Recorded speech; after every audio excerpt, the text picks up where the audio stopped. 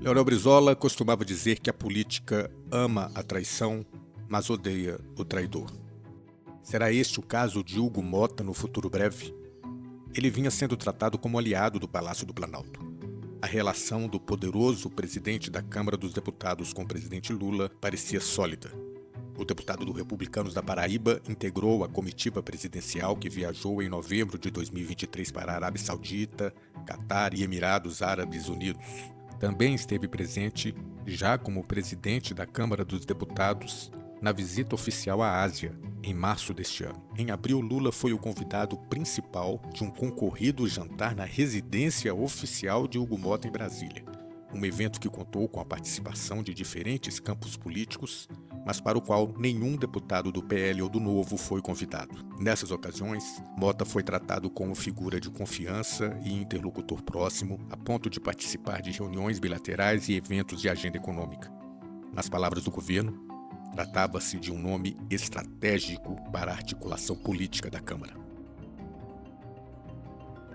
Ontem, quarta-feira, 25 de junho, sob o comando de Hugo Motta, a Câmara dos Deputados votou contra uma série de projetos prioritários para o governo Lula. Entre os itens rejeitados estavam trechos da Lei de Diretrizes Orçamentárias e medidas ligadas ao novo arcabouço fiscal. Nada mais havendo a tratar, vou encerrar os trabalhos antes convocando sessão deliberativa extraordinária para amanhã, quinta-feira, 26 de junho, às 9 horas, com a seguinte ordem do dia. A condução da sessão não seguiu o padrão tradicional de negociação com a base.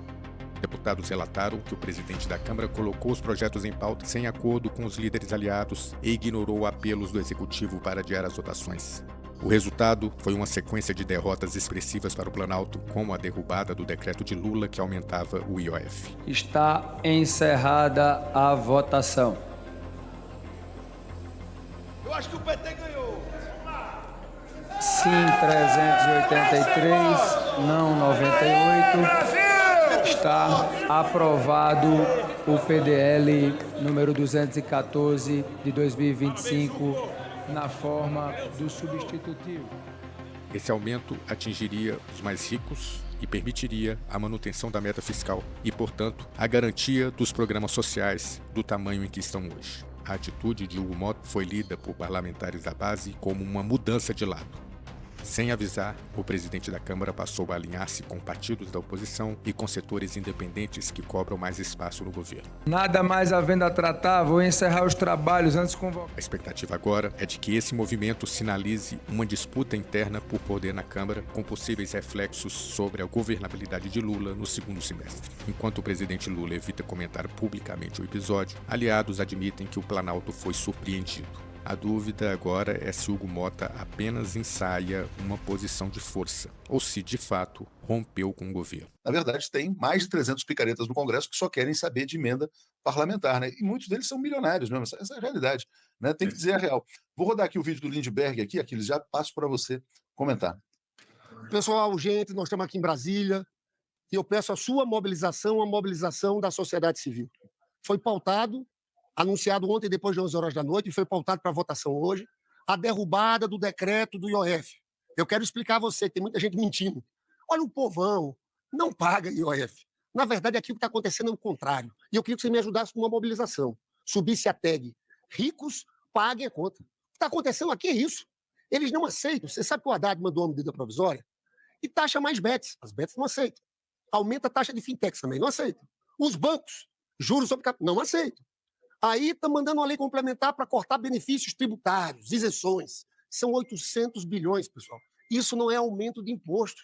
É você cortar gastos tributários. Então eles se rebelam. O que é que eles querem impor ao governo? Que o governo corte programas sociais. Ao derrubar esse decreto do IOF, o governo vai ser obrigado a cortar mais 12 bilhões. De onde? Programas sociais, saúde, educação. Então é uma votação contra o povo. Entre nessa mobilização com a gente, porque a gente vai fazer essa disputa. Os ricos, os ricaços, têm que pagar essa conta. Esse vídeo aí, quer dizer, ele foi anterior à votação, né? Na verdade. E eu não vi nenhuma manifestação do Lindbergh posterior e nem da Glaze, né? Então estou esperando para ver como é que eles vão se posicionar. Mas, de qualquer maneira, era isso. Quer dizer, também o governo não vai ganhar, quer dizer, subir no hashtag, né? Quer dizer, tem que ter uma decisão política para dizer, olha, como enfrentar agora? Vai demitir os ministros? Vai ter uma outra postura? Vai convocar a Rede Nacional de Televisão? Vai fazer o quê, né? Como agir diante de um parlamento que é oposição e faz a oposição neoliberal? Pois é, Léo, o que o Lindbergh fez aí deveria estar sendo feito anteriormente por todos os ministros do núcleo duro em última instância, até pelo próprio presidente Lula, né? A gente viu ontem uma derrota muito forte do governo no Congresso, que derrubou esse decreto que já estava desidratado, né? Já não estava em vigor ali na forma, porque já tinha tido um outro decreto. Então foi uma vitória, o Congresso quis impor ao governo Lula uma derrota política explícita. A proposta do governo visava a justiça tributária.